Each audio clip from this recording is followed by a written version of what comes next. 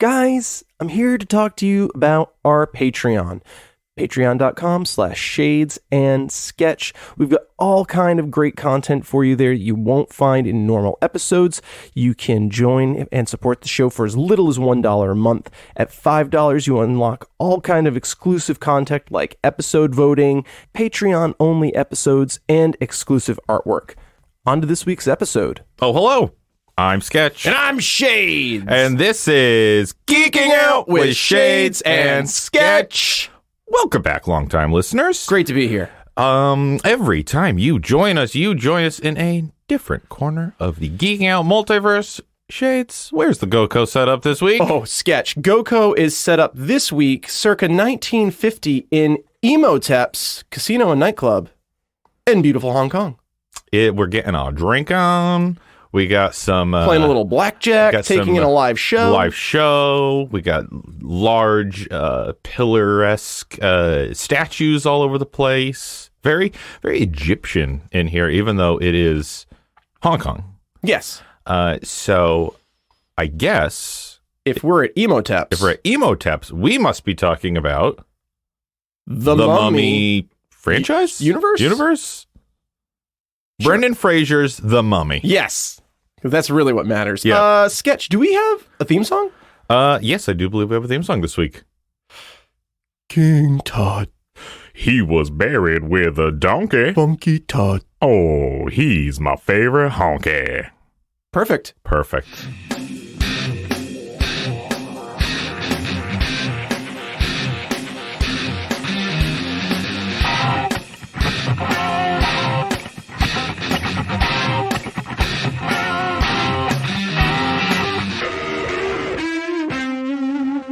We are two wild and crazy guys. Guys are doing a little finger guns. Makes great audio. And the bar, the patrons of the bar erupting in applause. You're welcome. We're here. You're embarrassing us. We're here at least for a couple hours. So, if we are talking about Brendan Fraser's The Mummy. Yeah, we're going to obviously spoil Brendan Fraser's The Mummy. Possible spoilers for The Scorpion King? Yeah, possibly. Probably not. Spoilers for Egyptian mythology. Yes.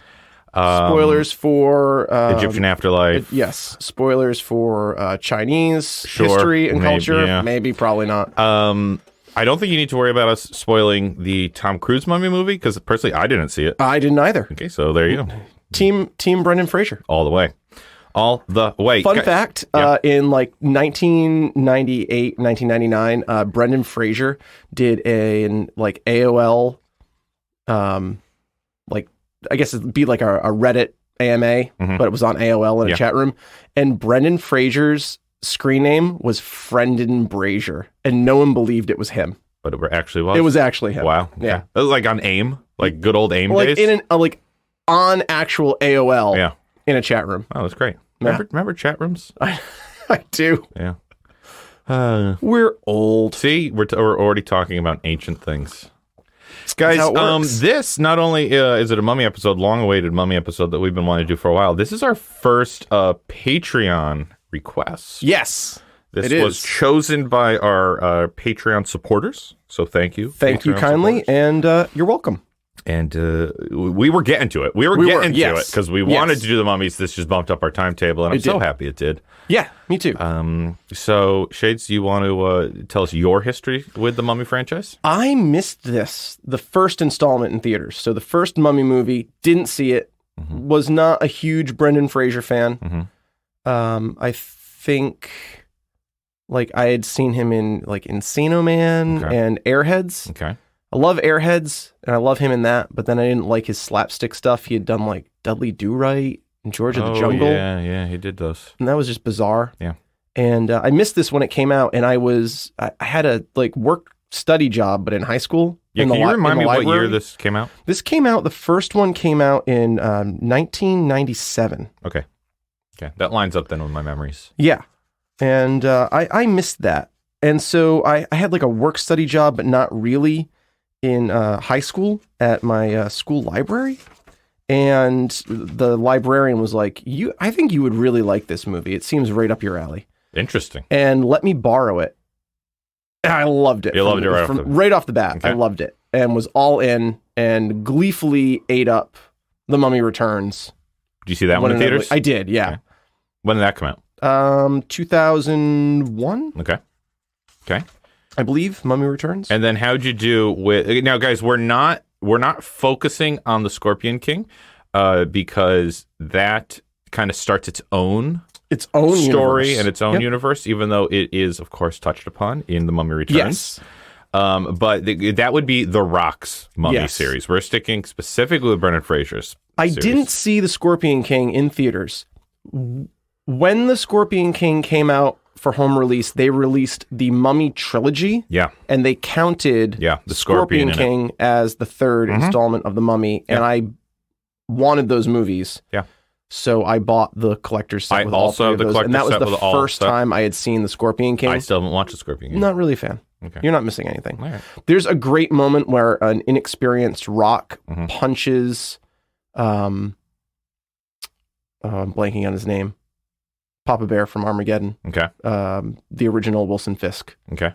Michael Clark Duncan. Thank you. Yes. Yeah. I don't even know, guys. Wow. You're getting to know these actors. I don't even know actors. The Rock punched Michael Clark Duncan in the face because he was inexperienced acting, and they had a fight scene and knocked Michael Clark Duncan out. Oh, wow. They had to stop production. Because Michael Clark Duncan seems like a wall. Exactly. And I'm pretty sure The Rock fractured his wrist or something when that happened. Wow. But this is not the Rock Scorpion King episode. This is not the Scorpion King episode. But because we're talking about the Brendan Fraser universe, we will also, of course, be talking about what's it called? Curse of the Dragon Tomb or something like that? The Dragon Emperor, or the Dragon Tomb, the Dragon Emperor, the Dragon something. Guys, we will get there. It is the third and final in the Brendan Fraser trilogy. The Mummy Tomb of the Dragon Emperor. There you go. So... Did you see that one? You probably, I guarantee you didn't see it in theaters. I didn't see it in theaters because it was so quick. And this was in the early days of Netflix. I still had disc service with my streaming. Yep. That was still merged. Mm-hmm. And I ordered the Blu-ray because I had a PS3. Yep. Didn't have internet in my apartment. Mm-hmm. Couldn't watch it because the Blu-ray required an internet connection because there's some kind of weird special feature. Interesting. And I was royally pissed. Yeah. And so not a good experience from the start. And so you've never seen it? I have seen it, and I rewatched it for this episode. Oh, I thought you were going to say that you never rewatched it, and you were just going to rant exclusively on the fact that you couldn't watch it. I couldn't watch it. I mean, if that were the case, that'd be a rave. I know it would be believable. It would be. For me. Very believable. Okay, my history with The Mummy is I did not see The Mummy in theaters, the first Mummy. I have very clear memories of watching it with my childhood best friend at his house. Oh, okay. He had procured I guess at that point it was just VHS, and we watched it, and we loved it. So then I think, I don't have very clear memory of this, but 2001, I would have been... Still might have been working at the movie theater, so I do think I saw The Mummy 2. Oh, you were definitely working at the movie theater in 2001. In the movie theater, because I was just seeing everything back then. Loved both of them. Didn't even know Curse of the Dragon Emperor came out. At some point, my wife and I found it in the bargain bin at Walmart, and we're like, "Oh, there was a third one. We should pick it up. It's like $5." Wait, do you own it? Yeah, I own it. So we picked it. It was like $5. I don't think we ever watched it. We sat down to watch it. You bought it. You never watched it until we decided to do it. We were like, oh, we should watch this sometime. Never got around to it. We've owned this movie for a decade. We should watch it. So then, told her we were doing this for the pod. She was like, oh, I'll watch them with her. She loves Mummy and Mummy Returns. And we both had we've definitely watched it. We definitely watched it. And then everything in it was large amounts of alcohol to forget it. Completely new to us. So we were convinced we never saw it before. We never bothered watching it. But now we have. And so that's my history. All the shots from Emotep made you forget it. Could have been. So do you have some history on the actual... oh my goodness. Because I really want to unwrap these movies. Okay. As early as 1992... Universal wanted to produce a remake of their classic The Mummy. Mm-hmm. And they were in talks with producers James Jacks and Sean Daniel to update their original movie for the 90s.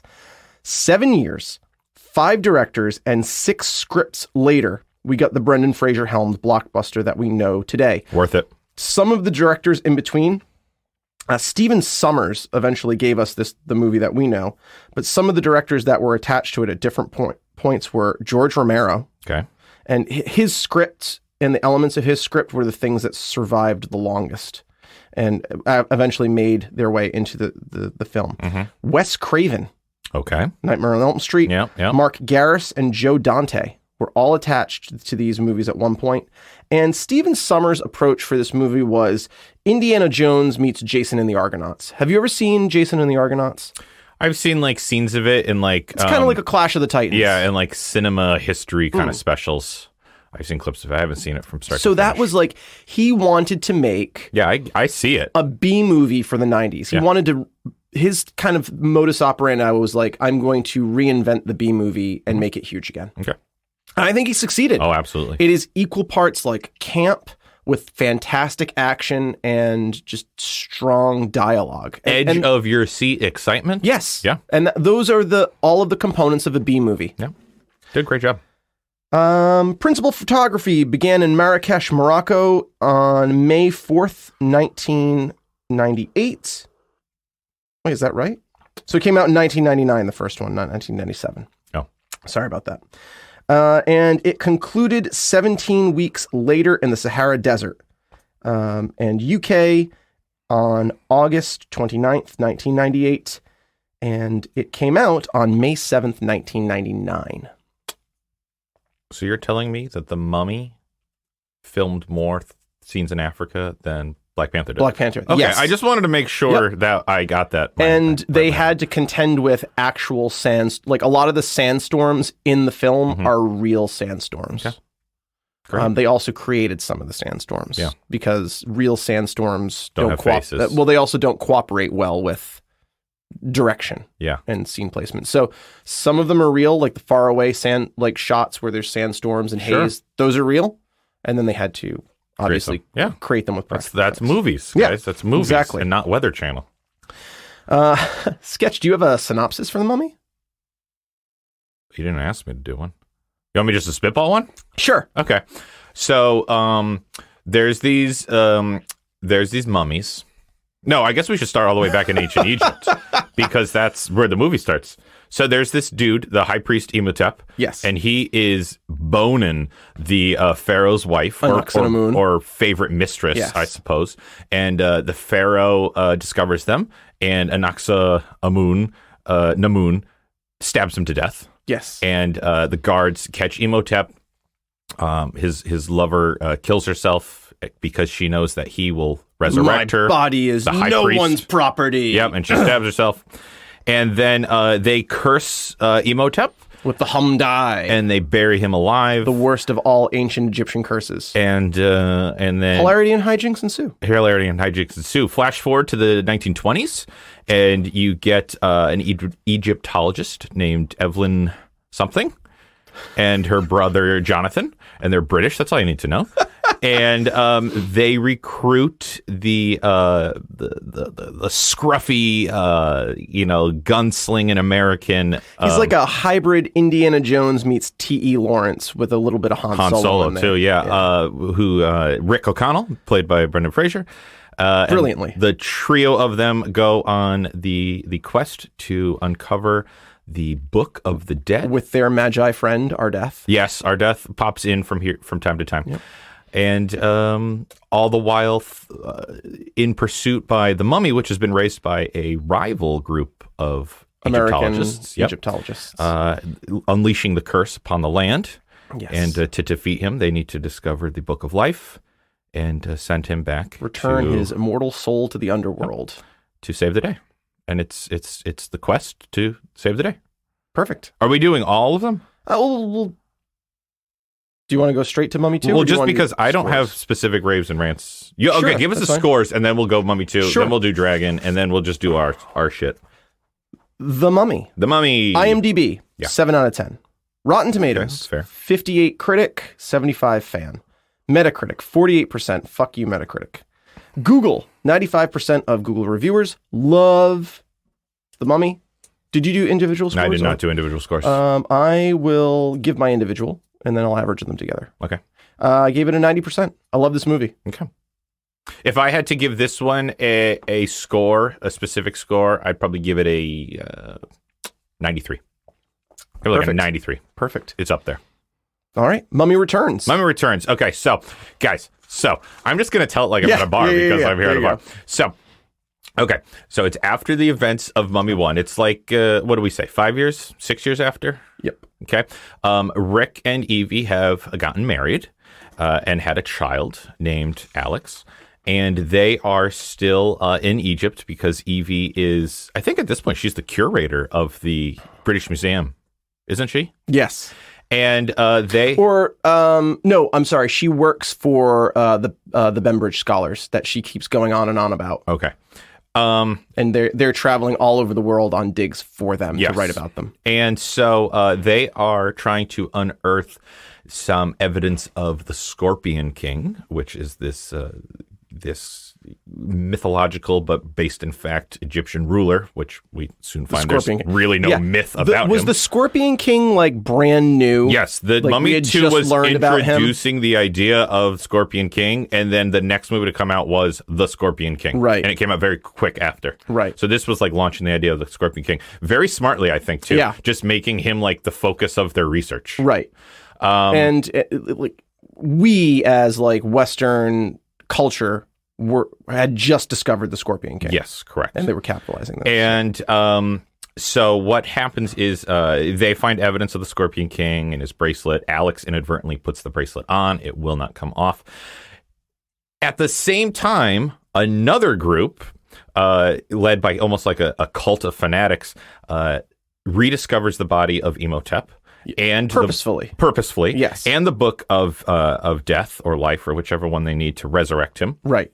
And their big plan, their big scheme, they all want to follow Imhotep as their grand ruler. Their big scheme is to give him the power of the army of Anubis, which the Scorpion King have. Spoiler alert: you need the bracelet, to get the army of Anubis. Yeah. So it puts the two groups at odds with each other. Evie is kidnapped by this group. Rick, Jonathan, and Alex, and Ardeth joins the pursuit, and they track the group all over. I almost enjoy this one more. You know, it's right up there with it. Me. Is. It's right up there with almost. Me. Along the way, they find out that Evie herself is spoilers. Oh yeah, spoiler. We already get the spoiler. Evie herself is the reincarnated soul of the princess, the king, the king who was murdered. Daughter. And Nefertiti.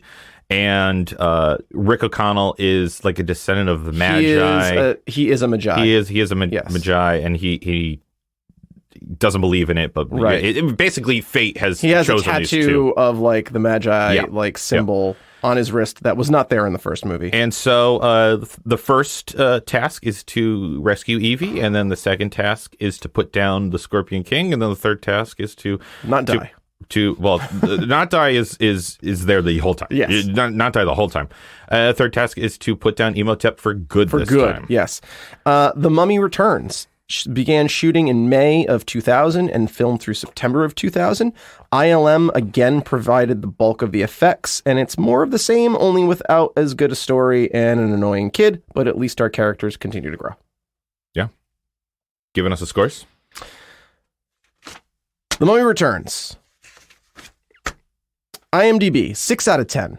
Rotten Tomatoes, 47%. Critic score, 63%. Fan score. Metacritic, again, gives it a 48. Google, 92% of reviewers like it. I gave it an 80%. I gave it a 90. Okay. For me, it's a rare instance of a sequel that holds up to the original. Yeah. It's not as good as the original, but it's damn near close. It really is. It very much is like Raiders, Temple of Doom. Yeah. What killed it for me and took me out is, and I figured out why. The effects are not as good as the first movie, and I couldn't figure out why. And ILM was working on the Star Wars prequels by that point. So they were not able to allocate the resources. I have some thoughts as to why I like it less, but I'm going to save that for rants because it peppers into my rants. But sure. it is up there. I think it is a rare instance of a sequel. Yeah. Really holding up to the original. Yep. The downfall was in the production of Mummy Returns for me. For me, it was a little bit in the writing, but we're getting there. The writing also, yeah. We're getting there. I mean, I put that right in my And then review. We have... Tomb of the Dragon Emperor. Tomb of the Dragon Emperor. Oh, boy. Oh, am I doing the synopsis again? Yeah. Okay, now it's like 20 years later, 30 years later. It is... it's like in the 50s. Alex is 19. Oh, well, that doesn't I have when they take place. Damn it. I wrote down when they all take place. You look at it. I'll talk about the synopsis. Great. So, Rick and Evie still married. Alex has gone off to college and has kind of become a man. How do they get involved in this? It is post-World War II, and Evie and Alex were spy masters, and they want them to return an artifact to China. So dumb, but I'm not going to pass judgment yet. Yeah, so they used to work for the government during the war, and so the government comes to them wanting them to return an ancient artifact to China, which they do. Once there, they meet up with Jonathan at his bar Emoteps, because he wanted away from Egypt, away from mummies for the rest of his life. They also cross paths with their son Alex, very fortuitously, who they didn't know had kind of given up on his studies and was following in his father's footsteps of being this as an explorer. And they kind of get roped into this plot to reincarnate or I guess release the old dragon emperor from his curse. First emperor of China. Very powerful, mystical man. Who was cursed by a witch. He and his army were cursed and turned into terracotta soldiers. And a faction of the current Chinese government military is trying to bring the emperor back because he was such a powerful, militaristic emperor. And the O'Connells have to put down yet another mummy. Right. A not mummy this time. In China with a 1948 in a Chinese woman who is the daughter of the witch that cursed the guy in the first place. 28, 32, and 48. There you go. Are the dates for when these movies take place. And that was a great synopsis. 28 and 32?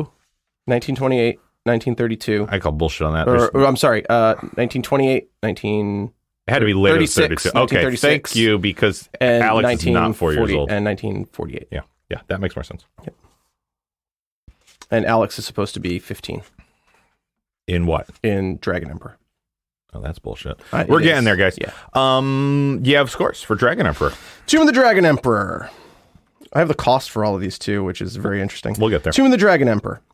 IMDb gives it a 5.2. Rotten Tomatoes gives it a 13% critic score and a 30% by the fans. Metacritic gives it a 31. I think you're right on there, but guys. And Google reviewers, 83% of them like this movie. That's like one of the lowest Google review movies. We should honestly call 80% a Google 0. Yeah.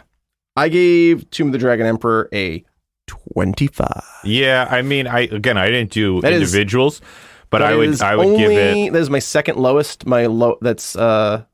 only surpassed by Batman Ninja. Oh, see, here's what I got to do. I got to figure out what I've done. What did I give Ghostbusters? Answer the Call? Yeah. Ooh. Something like 40, right? Yeah, you had to bump it up because you had given Batman Ninja like a 30. Oh, boy. I would watch Dragon Tomb over Answer the Call, so I'll give this a 42. Okay.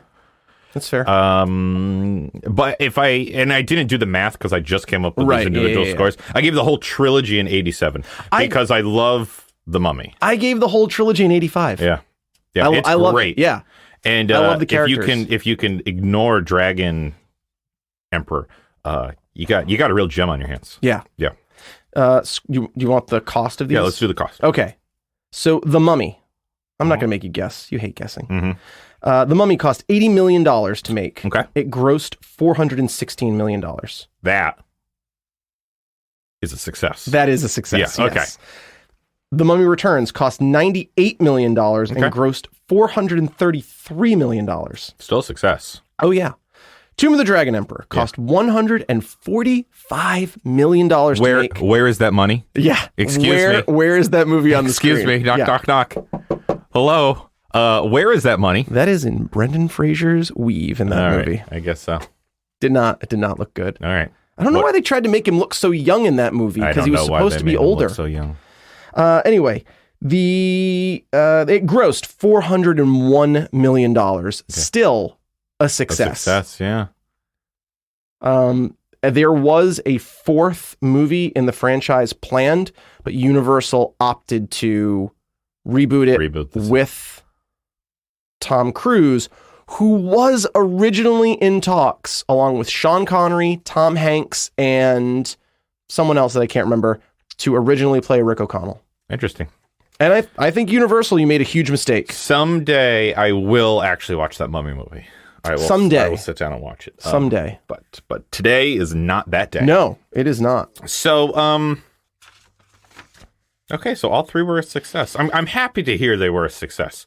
And we'll get to my thoughts on Dragon Emperor. Do you just want to talk like this universe before we get into Rants and Raves a little bit? Okay, what do you want to say? I just, seems like you have something you want to say. Well, I was just astonished going back to it.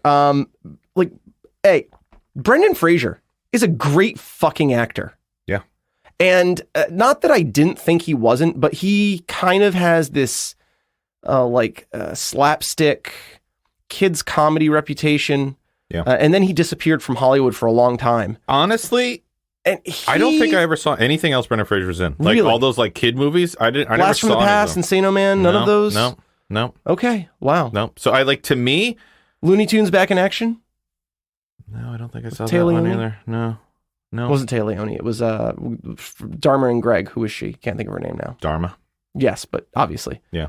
But I can't think of the actor's name. Nope, didn't see that. I really think, to me, Brendan Fraser is just Rick O'Connell. That's the only role I've ever seen him in. And he's fantastic in that role. He really is. And I mean, you believe him. Mm-hmm. He's charismatic. He's charming. He's tough. Mm-hmm. And he's not. You tell someone they're going to be in an action movie and they go overboard. They do the Hugh Jackman or The Rock. Yep. No, he was like an everyman, believable action hero. He's a great predecessor to Indiana Jones. Yeah, he really is. Yeah. And even Harrison Ford in like Temple, they got him to like bulk up and take off his shirt. And one of the things I noticed about this, he never does that. Nope. They never go that route with him. And he's charismatic and tough, and you feel for him, and he's able to put it all on screen with what's on the page and just his technique. Yeah. He's a great actor. Yes. And I just want to say that because Brendan Fraser is now just starting to like reemerge in Hollywood, in a new Hollywood.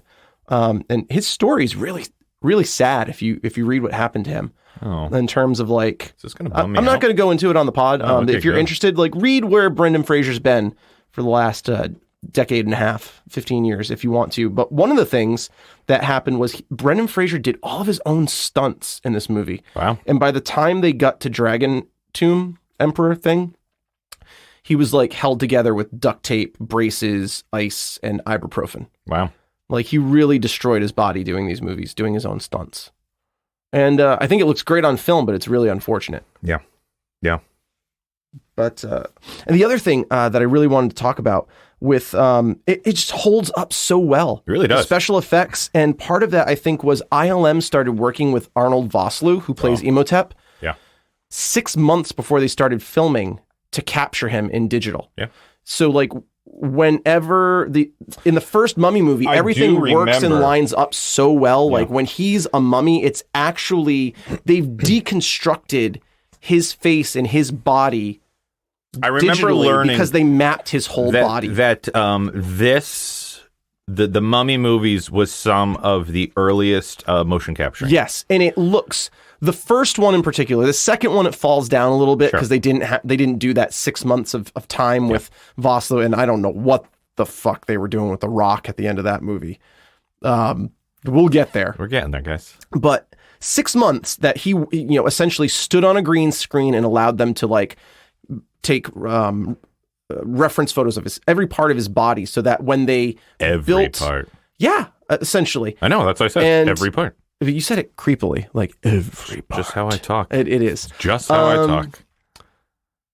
And so when you see his like decayed musculature and the bones of his face and his teeth and his nose, they have digitally peeled away his flesh, so you're actually looking at the bone structure of Arnold Vosloo, which is just unthinkable. It's a lot of work. It really is. Pays off.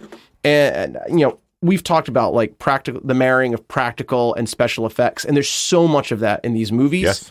And I just love that, an actor cared enough about his craft to essentially not work on another movie while setting up this movie. Yeah, while preparing for this You don't hear about that a lot. Like, we're going to talk about a movie in an upcoming episode where it's the opposite of that. You couldn't keep these actors on set long enough. So, are we in raves? Are you raving? I'm kind of... I just wanted to geek out a little bit about it because it's just such a crazy world. You're dangerously starting to rave. I am, and I just want to say, the first two Mummy movies are movies that start on 7.5 minutes of ADR explanation.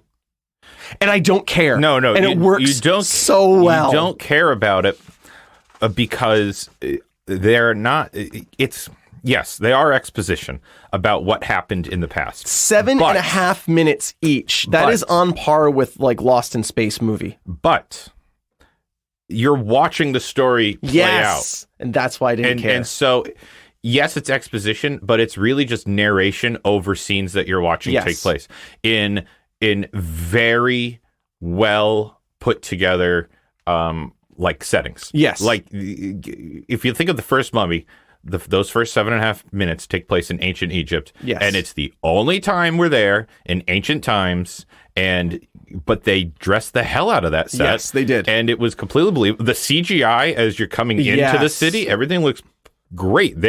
They took the care in that 7.5 minutes that they took for the entire rest of the movie. You get the feeling that whoever built those digital scenes, like both movies start in Thebes. Thebes has nothing to do with the story of these movies. They both like are set in Hamunaptra. Yeah. But you just get the sense that these guys loved Egyptian history and just wanted to like build Thebes digitally. Yeah. And I think that's awesome. And it looks great. And no, that's not a rave. This is just me geeking out about the movie. Well, it peppers into my first rave if I so let's start. If I may start with raves. Both stories, and I am talking about the 20s 30s story and the ancient Egyptian story of Imhotep. The 1930s story, not 2030. Oh, the 20s and 30s story. The 20s and 30s of the first. Gotcha. Of the first two, and then what happened in ancient Egypt. Yeah, it was a well fleshed out story in Egypt, and it translated into believable motivations for our villains. Agree. We'll just call it the present, even though it's not our present. We'll call it the present part of the movie. Strong agree. Okay. I'm going to go with my first rave. The actors, especially Brendan Fraser and Rachel Weisz. The characters, they really put themselves into these movies. They're on par with Indiana Jones, particularly like Raiders. And I already talked a little bit about Rick, hybrid Indy, Han, T.E. Lawrence, but Evie's kind of a Marion, but earnest and bookish. Love Evie. She's so like naive and innocent, but just like knowledgeable, and the way like Rick has like the muscle and Evie has the brain. And she is able to like save and rescue him with her intelligence, and he is able to save and rescue her with his strength. But neither one of them, like he is also knowledgeable, but defers to her on archaeology. Like, I know my treasure. Yeah. So he's knowledgeable in it, but he still defers to her, and she's not afraid to like jump into the thick of a fight. No, she can't handle herself in the fight, but she'll jump in there. And she never like runs away from the fight or needs to be protected. In fact, one of my favorite sequences is the riverboat. I love the whole riverboat scene. Riverboat's a great scene. Where he's reloading, and they're shooting through the boat at him, and she like grabs him and pulls him over to the side where the bullet would have gone through his head. Her room's on fire. She like goes back to grab the map and is like, forget it. I'm the map. We don't need the map. Rick O'Connell lives in the present world. Yeah. Evie lives in the past. Lives in her books in the past. And they need each other. Yes. Not only to find this treasure, but to survive this ordeal. It's very much similar to what we were talking about in Castlevania, that relationship between Trevor and Sypha. It is. It's an even relationship between the two of them. I mean, in one of my favorite parts of the Mummy Returns, is their relationship. Yeah. I mean, I wrote down that they are relationship goals. Yes. In Mummy 2. Yep. You see that Rick has picked up on some of this stuff. He's more civilized. He's more cultured. And he's more respectable. Evie can handle a gun. She is a total badass in the second movie. Someone says to her, "Where'd you learn how to do that?" And she's like, "Oh, my husband." My husband. Yeah. So it doesn't end in Mummy 1. Mummy 1 is them meeting each other and forming an attraction. But by Mummy 2, this time has passed, and you can see that they have a strong, stable marriage. Yes. And their relationship goals. They are. Yep. And parenthood goals too. Yes. In 2. Because the way they care about and raise Alex is parenthood goals. It is. Oh, they're great. Rick O'Connell also able to catch a knife thrown by the blade. Yes. And throw it back at lethal force. Yes. That's pretty badass. It is very badass. Yeah. Well, let's talk about other characters because Ardeth. I love Ardeth. Here's a little fun fact about Ardeth. This is my first bus ride. That is the best line of the entire trilogy. It is. That is the best line. This is my first bus ride. This was my first bus ride. I love Ardeth so much. Big rave about the second movie is they the gave actor Ardeth... is Oded Fair. Yeah. And he's fantastic. You might remember him from Deuce Bigalow, Male Gigolo. Oh, he was the Gigolo? Oh, good for him. If you watched Charmed, he was like the big bad villain through the later series of the original series of Charmed. Guys, I watched Charmed. You can't hurt me. The biggest rave of... I don't even know what Charmed is, so I can't even... It was a great series. Okay. My biggest rave for Mummy 2 is that they give Ardeth a bigger role. Yes. And he's with the group more. He's in Mummy 1, but he's kind of like this side character. You don't know if he's good or bad. Right. He's also in pursuit, and you find out later it's because he's trying to protect the mummy to keep him buried forever. Badly. Yes. Badly protect the mummy. Yes. Yeah. But he's not alone. He's part of the Magi. He's part of this yes, large... the Magi are... We can't put it all useless. on him. Well, only in that movie. You could argue that for centuries they've been very... They are also useless in Mummy Returns. Are they useless in Mummy Returns? Okay, let me see if I can find way. Mummy Returns. They go toe-to-toe with the army of Anubis. However... And they take them down. Should I just... it is a rave. A rant. I did save it as a rant. Should I just read it now? Sure. To refute your point. The Magi are terrible at guarding Hymenoptera. They stand on or near the edge of a cliff and allow people to just walk in and out. They never explain why they do what they do. Only until after 3 encounters with a person do they mention the mummy and why they're protecting it and the danger. They tell everyone their mission after it's too late. And they have an army like the largest army on planet Earth that they do not deploy, that they just march around the world instead of just waiting in Hymenoptera with that giant army to kill anybody who approaches it. Okay, I'm going to disagree with you. Yes, they tell people only until it's too late, but that's because, I mean, the biggest thing that they're hiding here is the knowledge. Yes. And if they're going to address people, it's going to be that classic, I could tell you, but then I'll have to kill you kind of thing. They have to know the person is trustworthy, and I really think that Rick O'Connell and Evie and Jonathan are the first outsiders ever to learn the secret. That's fine. However, they have a Helm's Deep-sized army. Mm-hmm. It was bigger than both the French and the Desert Raiders in the first movie. Mm-hmm.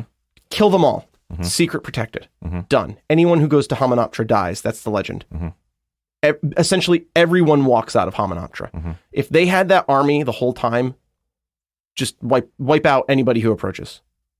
Okay. I mean, Imhotep is never raised. The Scorpion King, everything's fine.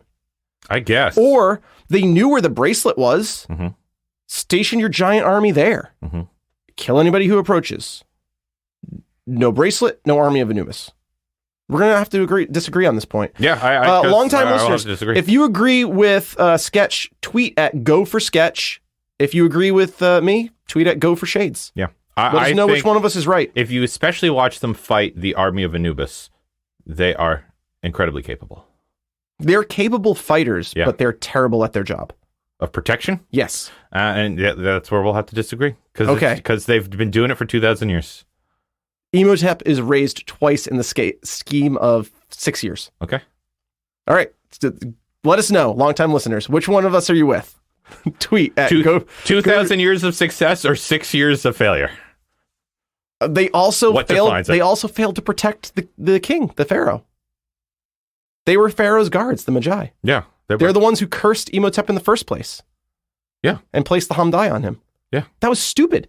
But that's your point. They should act proactively. Well, they did terrible at their job. They did act proactively, and then they go, "Oh, that backfired." So now they're just in the shadows. I don't follow you on that, but we'll let the listeners decide. Okay. All right. We're in raves anyway. Let's keep going with raves. Is it my rave or your rave? Oh, well, I was talking about characters. Oh, well, yeah. Let's keep talking about characters. Jonathan. Yep, Jonathan. Brilliant. I love Jonathan. He's like a perfect combination of like Stan Laurel and is it Teller, the silent one, Penn Teller. Oh, sure. You're going to call him Teller? Yeah. Okay. Because like he's got like the kind of like rubber bone, like physical comedy aspect. And you're saying that's Teller? Isn't Teller like the one that's always like firing the bullets and like he's usually the punching bag. The punching yeah, the punching bag, yeah. right. Yeah. Catching he's catching the bullet. Yeah, he's the one catching the bullet. Yeah, he's the punching bag. Okay, sure. I think again, he's hilarious. I love him. Really strong decisions going into Mummy 2 when they paired Jonathan up with Alex. With Alex, brilliant. That was a very smart decision. Yes. And Alex is far more capable than Jonathan. Yes, and braver than Jonathan. And knowledgeable than Jonathan. But Jonathan's the adult. That's like all he has on him. Yep. Is that Jonathan's the adult. And so Alex kind of uses him just like as his like in. It's very much like a Calvin and Hobbes type thing. Yeah. And I love that. Yeah. And Alex, honestly, I remember strongly disliking him when I first saw the movie. Yes, I liked him a lot better. I liked him when I rewatched it. I thought, oh, he's not as annoying as I remember him being. Yep. There are more annoying kids in movies. And they used him. He was a major part of the plot, but they used him minorly. They used him very sparingly. Yes.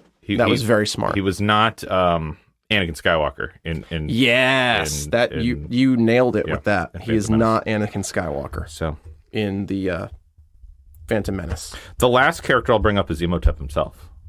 Oded Fair? I'm sorry, no. Arnold Vosloo. Yeah. He was great. Yeah. Oh, great wow. villain. And he speaks Egyptian the whole time. Yeah. He's just he is a great villain. Good villain. Very menacing.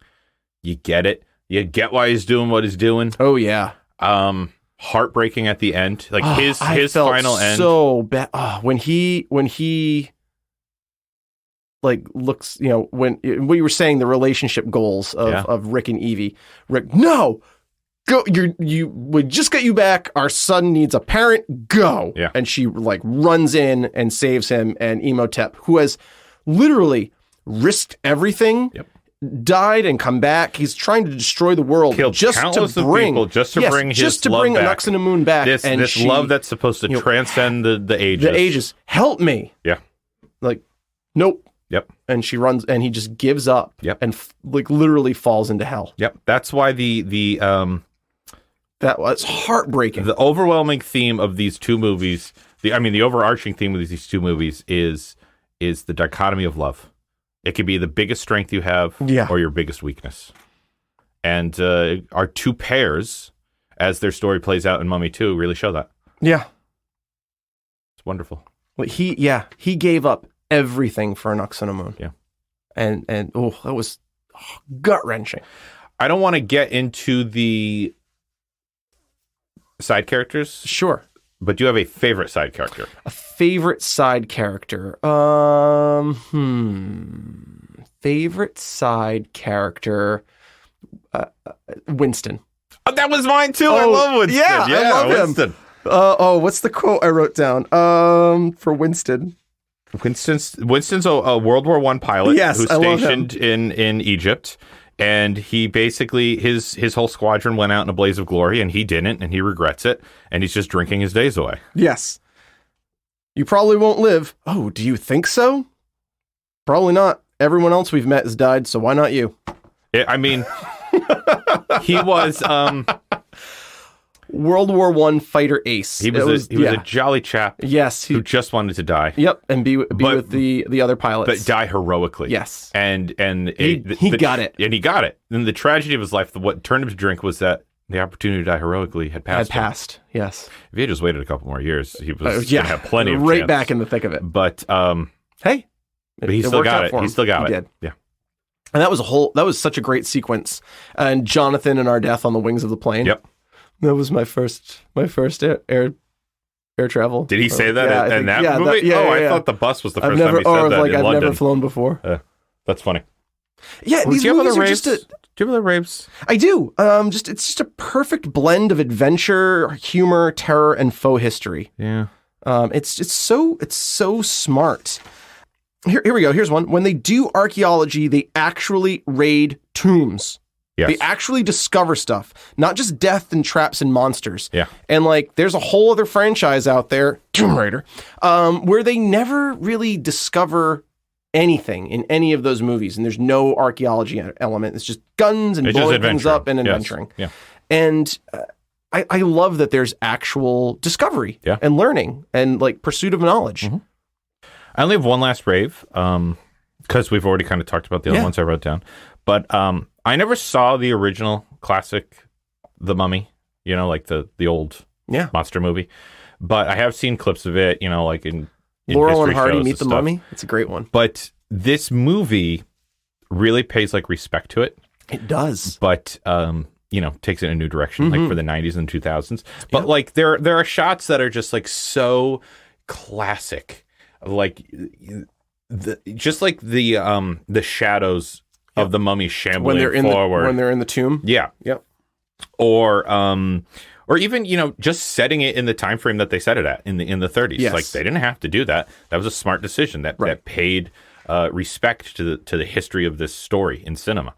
And even the image of Imhotep himself and some of the other mummies, they start in that real classical sense, and then they get then they take it to the next level.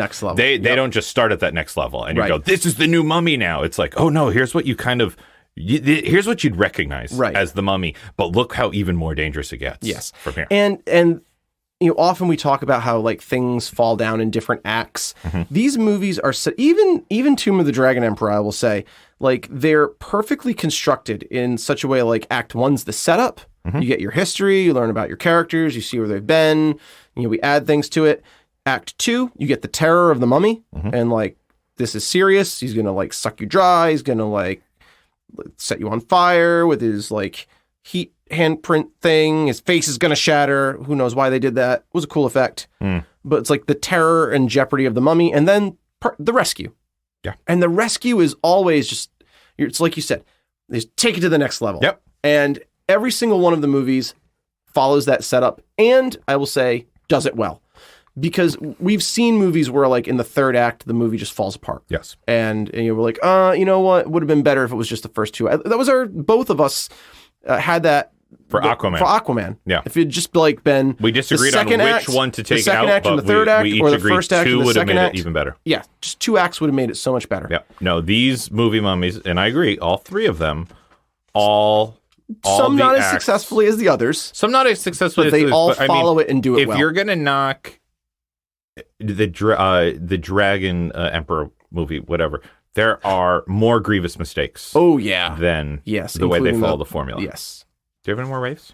Do I have any more raves? I mean, I just love them. It's just a lot of fun. I just remember it when we watched these in college. We're just rewatching the blooper reel. Yeah, remember that? My wife and I rewatched that too. It was just there's that Arnold Vosloo where they're filming him getting shot. And Arnold Vosloo.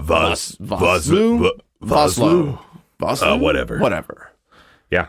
It was a movie. This guy's back. Especially one, and I even think 2, that I believe they had fun on set. I believe they had so much fun filming these, and crew had fun together. Yes, and the first movie made Rachel Weisz an international superstar. What else has Rachel Weisz been in? Oh my goodness, she's that I would recognize her from. She was in Runaway Jury. Didn't see it. Okay. She was in... Man, I mean, she's like so big now. She does like very artsy movies that all get like Academy Awards. Oh, yeah. It's not really your wheelhouse. Not mine at all. She's married to Daniel Craig, James Bond. Mm-hmm. She was just in a very critically acclaimed, I can't think of the name of the movie, but it like follows. She plays like a woman who's from a traditional Jewish community who leaves and comes back, and she like...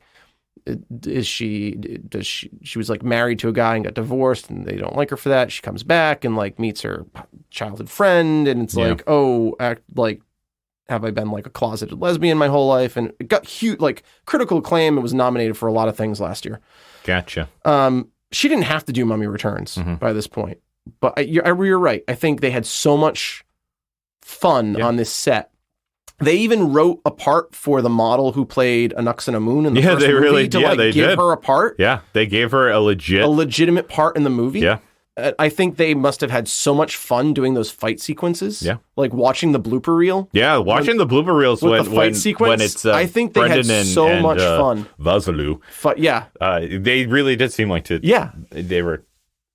It was work, but it was good work, like fun work. Legitimately, you're in a moment, and if you're like the production crew, I would say like when bloopers happen, it's probably inconvenient for you, especially when you're shooting with film. Yeah. But like just in the middle of something very serious, they just break and smile and start laughing. Yeah. And so like it looks like they had such a great time making these movies. Rachel Weisz is kind of like lamented the fact like she wishes the script for the third one was better. Yeah, because she would have done it. I adored her in these movies. I really did. I really liked her character a lot. Such a great actor, and the chemistry and her performance. She's so appealing. Here's what's intellectually. Great about her. She's a beautiful person. She's a talented actor. And you always believe her. She has great chemistry across the board. So she has great chemistry with Brendan Fraser. Brendan Fraser, sure. But she also has great chemistry with her brother. With Jonathan. I totally and Alex. believe that sibling relationship. I totally believe her mother relationship. Yep. And I totally believe her relationship with academia. Yes. I believe her relationship with Imhotep. Yes. When she like has to trick him in the first movie and make him think she's an Anck-su-namun. Like I believe it all. Everything. Great thespian. Great actor. She was awesome. Yep. Talking about bloopers for a second, it's a great time for me to bring up, there's another podcast that both you and I listen to. Yes. How Did This Get Made? Yes. And in a recent episode that I was listening to, no, this is less of a joke and more of an actual observation. Okay. June Diane Raphael says something about how one of the movies they were watching, she and Paul watched the blooper reel. Yes. And it was very obvious that like one of the main actors didn't have any bloopers at all. Yep. And she said that's very telling because that means that like when a mistake happened, it was not a fun time. Right. It was not like nothing good happened. There were no I remember good listening to this. There were no good bloopers which to put means in the reel. That was that was for good. Little Italy. I think it was for Little Italy. Yes, that the blooper reel there were no like laughing moments in the blooper reel. Between the two main actors, which means that like they did not enjoy working with each other. Yeah. And so when you see a blooper reel like this, and it's literally everybody having a good old time with each other, you really feel like, okay, if you can be that loose, if you can we messed up. If you can have that kind of fun, then it's a good setting. And I think that translates to the film because they're not high art. They're well constructed, but it's not going to win any cinematography awards. No. It's not going to win. It's not like an art house biopic. No. It's not a movie that's going to change the world. No. But it's that the fun of it just translates through the screen that you're watching on, and you want to be a part of that. There's a lot of rewatch value. Tremendous rewatchability, and here we are, 20 years later talking about it in the studio. Yes, exactly. Like, there's something to that. There is. Yeah. So, anyway, we could rave for days. We could rave for days. We should transition to rants. Yeah. Remember, a rant is anything that takes you out of the experience. Longtime listeners. Can I start with a rant? Yes, please. I want to try something new here. Okay. I'm going to try for the first time ever. Okay. To be Shades. Okay. All right. I can't wait to hear this. Longtime listeners, remember that a rant is anything that takes you out of the movie, okay? So, knowing that, the average distance that a male voice can travel is 180 meters in still air, mind you, okay? But in Egypt, the Nile at its narrowest point is 330 degrees. Or not degrees, 330 feet. Meters. Meters, okay. There is no way that Brendan Fraser could yell across the river to Benny. None whatsoever. Took me out of the movie. Yeah, Didn't believe it. I also have that written down, but I didn't include it in my rants because it's not an actual rant for me. Okay. But I saw it and I was like, oh, that's something that Shade's going to hate. And I didn't care. And so I looked it up. Hey, O'Connell. And looks like I've got all the horses. And I don't like it. I don't like being Shades. I'm gonna go back to being Sketch. Okay. That was gross. It's hard. Ugh. It's hard. Yeah. Ugh. That was kind of a petty rant sketch. Yeah, I know. I told you I was being you for a second. And it didn't feel good. No. Do you have a real rant? Yeah, the Scorpion King. Like, what the fuck? Like, the guy. Well, just the fact that the sequel to The Mummy opens on a character that has nothing to do with the rest of the story. Mm-hmm. And I completely forgot he was in it. Oh, really? When I was like, oh yeah, Mummy Returns. And I was like, oh yeah, The Rock is in at the beginning, like bookends this movie. And he like has nothing to do with the story of what's actually happening with the interplay of our character. Like you could have removed the Scorpion King and the army of Anubis and just told that story where like you've got Evie and Rick and they're pulled back into this because she's having visions and he's back. They've raised him. Mm-hmm. Like come up with a better reason why they've raised him, why he's back. You didn't need the Scorpion King element of it. Well, it was a launching point for the whole new movie series. I did not forget he was in it because I had clear memories of the CGI rock monster like at the end. The Rock's head on. It looked like it was out of Doom. Yeah, no, it didn't. It didn't look great. It did not look great. I didn't mind him being. I mean, I kind of liked having another myth. You know, let's explain another myth of ancient Egypt, and this is going to be the focus of this movie. You know, sure, yeah. I get that. So I won't call it a rant. I get why you're calling it a rant, but I won't jump in on that one. Okay, that's fine. Didn't bother me. That was like something that I wrote while I was watching. Mm-hmm. Mm-hmm. I'll transition to my... I also just loved the Army of Anubis. I just loved they looked great. Anubis. They looked so good. They were scary. They were legitimately terrifying. Yep. And they were just... Even if you killed... They were just sand. They were just sand. So they were going to come back. They were going to come back. Yeah. Like when they defeat all of the Anubis warriors and like you look at that Magi army and it's just decimated. Yeah. And then Ardeth runs to the top of the dune and looks over and like the Shat... Oh shit, we got to do it all again. Yep. Yeah. And there's so few of us left. Yeah. It's really... Yeah. It's hopeless. Yep. You get why that's their biggest strength, is inciting hopelessness in their enemy. Yeah. Yeah, absolutely. Yep. Loved them. That's a little rave in my rant. Yeah. Do you have another rant? My biggest rant for the whole trilogy is the inconsistency between all three movies. And I will even say between 1 and 2. Okay. Because you can't say there's any inconsistencies with 1 because 1 starts everything. Right. But you got the story of this group of people, and they're just ordinary people up against overwhelming odds, taking on a supernatural threat, and they come up with a way with grit and a little bit of muscle and moxie and brain, and they save the day. They save the day. And then in 2, we introduce, which I did not care for, all this like destiny shit. Yes. With like, she's the reincarnation of the princess, and this is your destiny, O'Connell. That's pretty good. Oh, thank you. And he is a Magi, and they've been destined to play this out. Did not like that it went in that direction. If I were to say to you that I am a traveler approaching from the east, what would you say? Yeah, and then he just knows that. Yeah. Like, how do you not how do you not are a think Magi, that's weird? Warrior for God. So weird. So weird. And then in the third movie, we take an even bigger step. Like in 2, like I said, they are parenthood and marriage role models. Yes. They are everything that I strive to be in my marriage and my role as a father. And then in 3, It's been, what, 15 years? You hope you never become these people. 10 years? Yeah. And their marriage is bad at this point. I mean, it's a shell of what it was. They're famous adventurers and writers, so they can't get divorced. Yeah. And they're super famous. And they have a really bad relationship with their son. Their son is estranged and living on the other side of the world, yes. so he doesn't have to talk to them. And that was too big of a change. That was too big of a 90-degree turn that I couldn't jump in on. And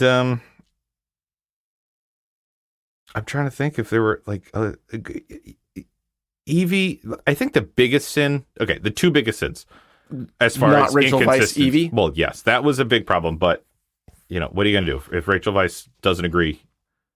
You have to do something to continue the story. That was a real falling down point, though. To not have Rachel. Yes, but guys, the explanation behind that is Rachel Weisz read the script and was like, "I'm out." Yeah. And they're like, do some script rewrites. No, this is the movie we're going with. Right. So she was out. I'm not. And that's fine. And Oded Fair as well. Yeah. Like read the script and like, I'm out. Yeah. Sorry. Easier for him because that role is easy to remove from the story. But if two of you are recurring, the movie falls down without it. But the fact that Rick is kind of like a deadbeat dad. Yeah. Don't believe it. The second thing, that Evie, who's been this brilliant Egyptologist for 2 movies, is now a badass reincarnated Egyptian princess, and now she's just an author of like fluffy romance novels, right?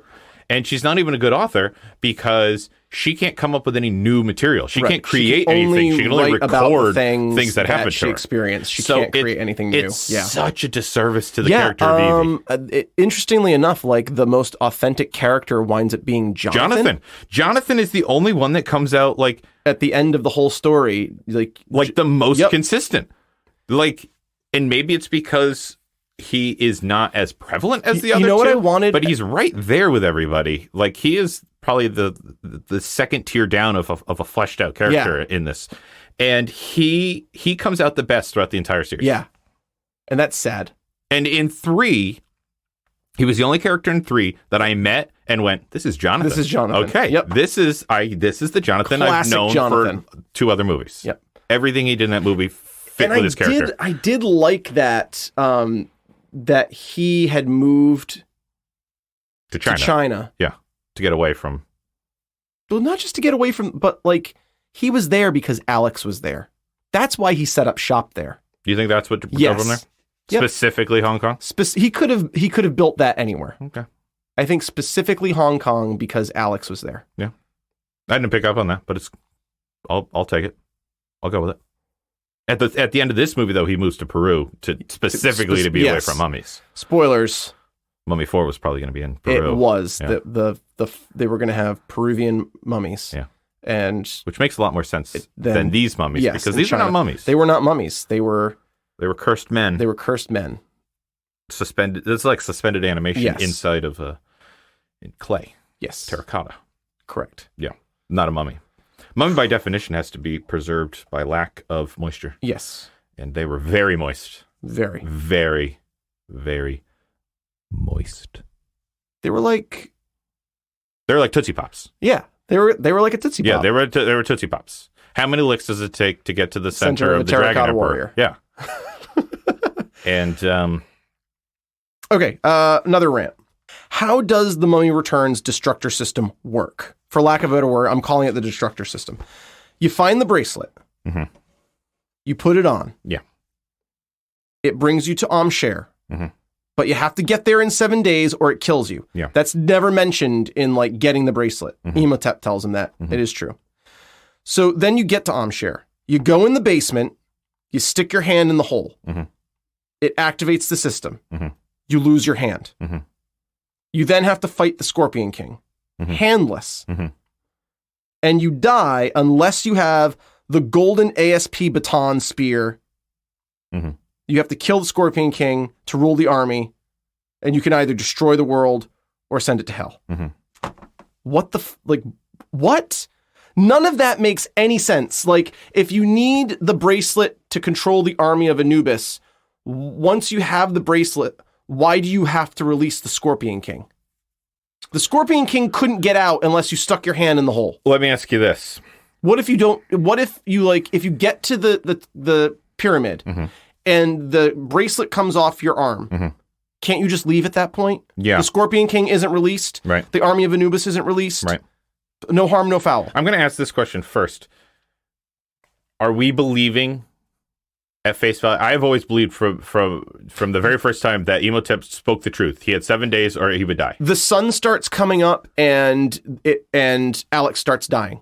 He gets very weepy. He can't run. He starts like losing strength. Oh, I thought he was just being a kid. Okay, no, that's fine. It's a kid acting. He's like, Dad, it hurts. Okay, like so it is killing him. That means that stipulation is probably to just ensure that someone worthy gets it. My guess is all of these stipulations are put in place to make sure someone worthy can take the mantle, or it's all just ensuring that the Rock is the one that will take over. It's impossible standards to hold up to. Right, you could not defeat the Rock. Yeah. It would be a 1 in a million. If you didn't have the spear. Yeah, it's a 1 in a million thing. And it just so happened in The Mummy 2 that all the stars aligned. That's the one thing that Jonathan's able to take with him, and it happens to be. And it just goes back to that like stupid message of destiny. Yeah. Yes. Well, again, that's what 2 was. It was all destiny, and with Jonathan, it's happenstance. And coincidence. The Mummy Returns destructor system was a big rant for me because it took me out of the movie. Sure. And there are those elements in the first movie, like if you don't open the coffin, don't read from the book. If you do read from the book, don't open the chest. Yeah. If you open the chest, don't read from the books. But one works in the first movie. It didn't work at all. Well, one works because the motivation for a lot of these characters is knowledge right. and discovery. Yes. The motivation for everything in 2 is world domination. Yes. Except for the 2 parents who are just trying to save their kid. Oh, yeah. I meant like why we're in this situation in the first place. But like Evie's in the situation in the first movie because she is a curious individual. Right. And she's kind of obsessed with unlocking the secrets of this ancient civilization. And that's a fair and noble... But you agree with my rant. Oh, yeah, absolutely. Okay. Yeah. Like, and I was with them until the leader of the cult lost his hand. Now how do you fight the Scorpion King? That was the one where you've got one hand and no spear. I was almost expecting it. It felt a little bit to me like what do they call that place in Aladdin? That's the big tiger. The big tiger head that there was Aladdin no way to get into. out of there unless there was a flying magic carpet. Sure, but I mean, even going into there, anyone could walk in, but if it deemed you unworthy, it crushed you like that first guy. Yeah. And so to me, I read that as a very similar kind of device. You put your hand in, and if it deems you worthy to... It doesn't eat your hand. It doesn't eat your hand, so you can fight the Rock fair and square. That wasn't in the rules. So no, I agree. But Imhotep didn't tell us that was part of the system, so it doesn't exist. That's how I read it. That's how I read it I'll go with as that. a movie. Still not good though. No, it's not as crisp as 1 because 1 was really refined and 2 got too big. Sure. World domination is too big. Do you have another rant? Just the Curse of the Dragon Tomb or Emperor. Oh, yeah, everything about that. I mean, everything was bad. I mean, it's kind of like one of the first movies that I can think of that really suffered to like pandering to a foreign market. Sure. And I think that's where it fell down the most. I actually wrote down, I said, it's fitting but sad that it feels like the soul of the mummy was sacrificed to appeal to a foreign market. Like it really felt like it was. Yeah, this was another one of the first movies to open in China. And it was obvious. It was produced with Chinese money. And they had to change too much. Yeah. They had to make such abrupt changes to it that it didn't feel like the mummy anymore, and it couldn't stand on its own feet. Like it needed it needed to be a mummy movie to like get success, but it couldn't be a mummy movie. Yeah. I've got some small ones that didn't make it into my big ones. Should I do like a lightning round? Sure. Why is Imhotep encased in... I guess these are kind of big questions, but they took me out of the movie. Okay. I'll answer them all for you. Rants, sure. Why is Imhotep encased in amber? in the second movie. That's like the pit that he fell into. It was like a blue like soul goop. Yeah, it was like soul goop. Why was he encased in amber when they pulled him out? I just assumed it hardened after everything collapsed. Okay, I'll take it. Why would you replace Rachel Weisz with Maria Bello as Evie? Did you hate Maria Bello? Is that no? Is that where we're going here? Maria Bello is like a badass, like tough fighter chick. Like just let her be badass Maria Bello. Why would you cast an American to replace? It was Rachel Weisz. It was very stubborn of them to not rework. Just not if your actress says no, I'm out. You got to rework the script. Yeah, and they didn't. If this was a pitch, please. Pitch, please. It's small pitch, please. The effects of dying and coming back to life were too much for Evie. She's died. Sure. Shortened lifespan, whatever. And this is Rick's new wife, and Alex hates her. Mm-hmm. And that's the estrangement. Yeah. Better movie right there. Better movie. Fixes so many problems. We'll explain the loveless marriage. Yep. Explain Alex. And it even sets up, too, like... and it also would make sense why she's the author of these stories. Exactly, because she never lived any of them. And, like, Rick and Evie were, like, these legends in World War II. Mm-hmm. And just have Evie die in World War II. Evie's dead. Yeah. But like they want Rick. Yeah. And like Rick's like that's over. Like we were a team. Yeah. And like Maria Bello's character is like, a new adventure for me to write about. Yeah. And I get to be like go on the adventure and be part of things. That's a great pitch. And she's not capable. Yeah. Better movie, right? Better movie. 100% better movie. Thank you. Yeah. But they weren't willing to go in and do that work. They weren't. No. They were not willing to go in and do that work. No. I mean, there are other shirtless Rick in Tomb of the Dragon Emperor. He gets shirtless in that movie? He did, yeah. He's like... After he gets shot? Yeah. Okay. The Yetis. I don't often... the Yetis are bad. The Yetis. It's funny, I don't usually call wounded scenes shirtless scenes, but I guess that would be a shirtless scene. I mean, he was like shirtless. Yeah. While they were dressing his wound. He still looked great, even though he's dying. Yep. Okay. This is my biggest rant. Okay. And it takes me, it makes me angry at these movies. Okay. Emotep, A Nux on a Moon, and Nefertiti are all real people. Okay. They're all like real people who lived in Egypt in different times, in different kingdoms. Okay. Every single one. I knew Nefertiti, but I didn't know the other two. A Nux on a Moon and Emotep were both real. Okay. And Emotep was actually a cool guy. He was an architect. He employed public works projects like fresh water. Like he was featured very heavily in like building out like the lower classes and like improving their living conditions. He like experimented with medicine, and he like really was. He was like kind of revered as a living god because he was benevolent. To be fair, we are in 2019, and you really should find some dirt on him to diminish his character based on our modern standards of this ancient time. He would not hold up to 2019 standards, but for the time he lived in, he was. It's kind of like the historic Richard III versus the Shakespearean Richard III. Okay. I won't get into that. But if you know, and Emotep was a cool guy. A Nux on a Moon, similarly, was like cared about the poor and did a lot of like works with the poor, and was like conserved with the living conditions of the slave class in Egypt. Why take these kind of like the most benevolent of like yes, they still lived in a society in which there was an enslaved population who like lived in okay, I'm not trying to redeem them. I'm just saying there were worse like historical figures that they could have set upon, and B, they could have just created two fictional characters.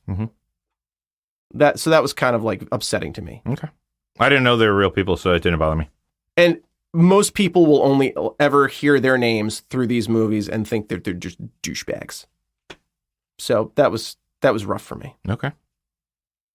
I'm sorry. That was my biggest rant. Yeah. I'm all out of rants. Yeah. No, it didn't bother me. The Yetis. Because I figure, it's kind of like the name John, like there's been a lot of Johns. It's probably there haven't been a lot of Emoteps. There might have been a couple other Emoteps. No, well, that survive in the historical record. Oh, yeah, that survive in the historical. One Emotep. Well, the same thing with like the name John. Like there's a lot more Johns that have lived and died without being recorded than Emoteps. Sure. There's probably a lesser known Emotep. But there are more Johns that have lived and died and been recorded than there are Emoteps. Oh, sure. But they, because of white people. Keep your real world politics out of my fake worlds. I love these movies, guys. It's my biggest rant historically. All right, should we get some big Qs? I got a lot of big Qs.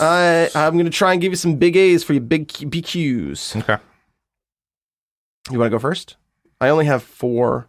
Oh, I got more than that. Big questions. Here's a simple one. Great. Why do mummies get superhuman abilities, like running along walls and having superhuman speed and jumps after resurrection? None of them were cursed. Yeah. I get why Emotep has powers. Everyone else, it's like a real benefit to be dead. Yes, it is. They are super strong. They have extendy claw things. Yep. They are incredibly durable and flexible. Yep. They can. I love when Evie barricades the door to the museum in the second movie. Yeah, and it's like, honey, what are you doing? These guys don't use doors, don't use doors, and they literally crash through a wall. Yep. Mummification. Mummification makes your skin so dense and tough. It does, yeah. That you are virtually indestructible. And as your skin shrinks, it makes it look like your fingernails grow. That is also true. And because they're so dried out and durable, they use their claws to run and grip into things like Spider-Man. Okay. That's all false, but if that's the reasoning that you want to use, mummies are not durable at all. They are... according to the rules of this universe, they are. A nudge away from turning into dust. Yeah. Yeah, they didn't... Guys, I didn't go into it because I didn't want to be shades again. But yeah, the way they mummified people not the way they mummified Not people. the way they mummified people at all. But okay. We'll just call it movie magic. Then here's another one for you. You said in Mummy 1, remind me of the part where Evie tries to fool Emotep into thinking she's...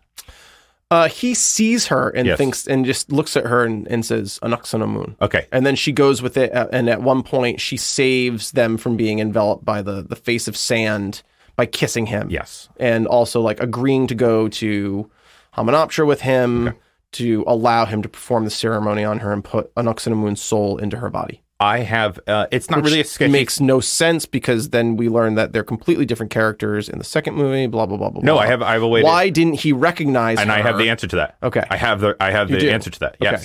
Go ahead, deposit your big question. Why didn't Emotep recognize Evie? Because he knew her in ancient Egypt. He can't see for shit. It's 100% true. Think of who he got his eyes from. Yes, who did he get his eyes from? Yes. Yep. Okay. I will the guy who that. can't see the anything. The guy who can't see anything. Yes. He can't. Emotep is legally blind by 1930 standards. I will take it. Yep. That's a great answer. Thank you. It's a great answer. That wasn't one of my big questions. Okay, give me a real big question. Okay. Did the ancient Egyptians who set up Emotep's curse want to bring him back and end the world? They kept his body, they kept the books, they kept the chest, all together like a Blue Apron meal kit. I'm trying for to think my where all money, the books are. The Book of Life and the Book of Dead were both in the same temple under different statues. Yes. One under Anubis, one under Horus. What chest are we talking about? The chest with the canoptic jars. Okay, but that wasn't... It was in a different side of the statue that the book was in. Yes, but for whatever reason... See, it doesn't make any sense why those were buried there, because those were not Emotep's Those were jars. Anaxonomoon's. Those were her jars. Because by opening that chest, that marked the people that he would consume and get their essence back. For my money, you spread those things out all over. Give them to them. This is why I say the Magi were terrible at their jobs. Give them to the Magi. Well, the Magi knew all that stuff was there. They were protecting Hamunaptra. And so if I'm the Magi, I'm say there are 12 tribes of the Magi. Spread those things out to the farthest corners of the world. Okay. Don't store them all in Hamunaptra next to each other. Yeah, everything was there. So did the ancient Egyptians want to destroy the world? I don't think they wanted to. I think it was a matter of convenience. It was literally like a Blue Apron kit. Yeah, no, it was. Everything was there. And, you know, The Mummy does it, but a lot of other movies do that too. They do. Where it's like, here's the map and the key. Yes. Yay! Yay! Yeah, no, they shouldn't have been there. They should have at least been at different temples in Egypt. Right. Right. Put one in Thebes. Yeah. Put the Book of Life in Thebes. Yeah, just explain that, you know. And at least it gives you a reason to be at Thebes. The canoptic jars were... Put it in the pyramids. You feature them enough. A new, whatever her name is, Moon Lady. Anaxamun. Where was her body? Yeah, her body was also in Hamunaptra because he stole it and brought it there. And that's when they caught him. Kind of makes no sense that they mummified her. A criminal at that point. It doesn't make any sense. Yeah, not everyone was mummified. And it was like a 5 to 6 week long process too. Yes. It was labor intensive to mummify a person. You wouldn't do it for someone like Mrs. Moon. Right. Yeah. Oh, well, that's okay. Yeah. I mean, they were a primitive people 2,000 years ago. Sure. Compared to our standards of like Airbnb. Like they couldn't like have a place to stay. Uber. In China. You know, they were like, oh, shit. Let's just put it all here. Let's put it all here. And let's just bury it. Too much trouble. Let's just bury it. No one's going to dig it up. I was going to bring it to the farthest corners of the world, but... My Uber didn't show up. Yeah. Yep. 1 star. Do you have a big queue? Why is Alex American in the third movie and British in the second movie? Yeah, that's a great question. And Alex is a little Brit kid. His accent switches, especially if he's supposed to hate his dad. He hates his dad, and he grows up in England, and yet he's a full-on American living in China. Yes. Do you have a reason? I don't have an answer to that question. That one is a mystery. It is a mystery. I don't have a good answer. Here's one for you. Okay. In Tomb of the Dragon Emperor. Yes. They go to the Forbidden City. They do. And Rick and Alex are literally comparing the size of their guns. Correct. Yeah. And they both have like giant steamer trunks of guns that they are going through. They do, yeah. How the fuck did they get those trunks to the top of the Forbidden City? And who carried, like the whole time they're traveling, we never see any of that gear. There's nobody else with them. How did the trunks get to the top of that city? Jonathan. What, they just piled them all on his back? Pile them on Jonathan. We see Jonathan the whole trip. He's not carrying anything. Every time we see him, he's put him down to rest. There was also the yak on the plane only for the joke of the yak yacked. Yes. That was the whole reason that yak was on that plane. Your answer is that Jonathan carried them on his back. Yeah, I'm trying to remember. They have two giant steamer trunks. 457 Magnum. I was like, I go with the Browning. It's reliable, it doesn't jam. Yeah. Yep. Yeah. And then later they compare, but they're complimenting each other on their gun choices. See those trunks again. Well, that place gets like destroyed. Yeah. So those are gone, but then they have new trunks when they go to the final battle, and they're agreeing on gun choices. Yes.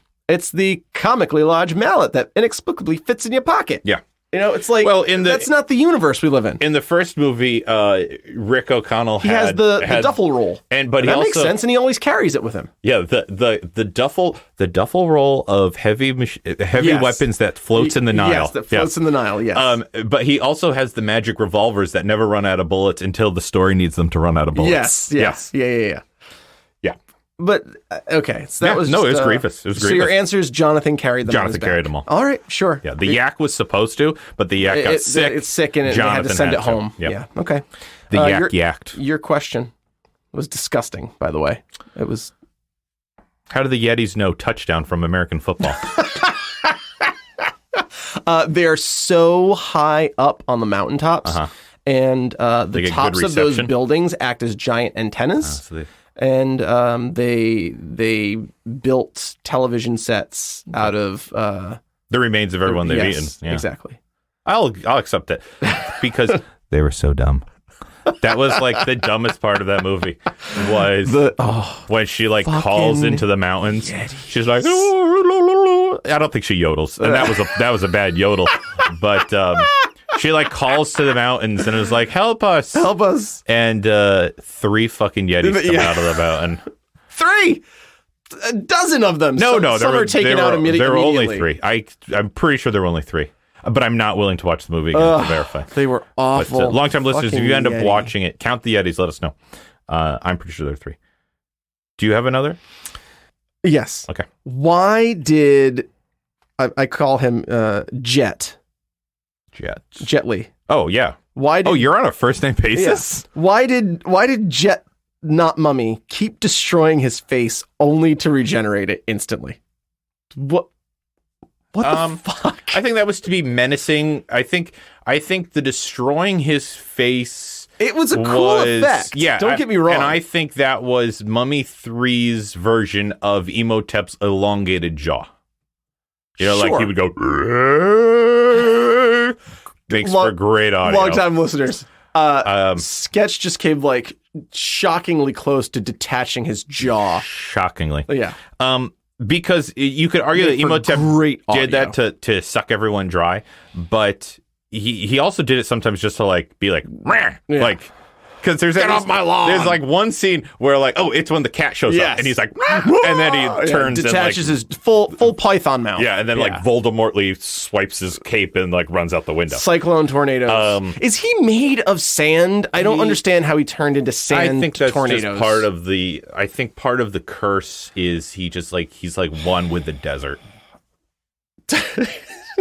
Here's a big question. Okay. Is it my turn? Wait, we haven't finished the... Oh, sorry. But, yeah. But I did like...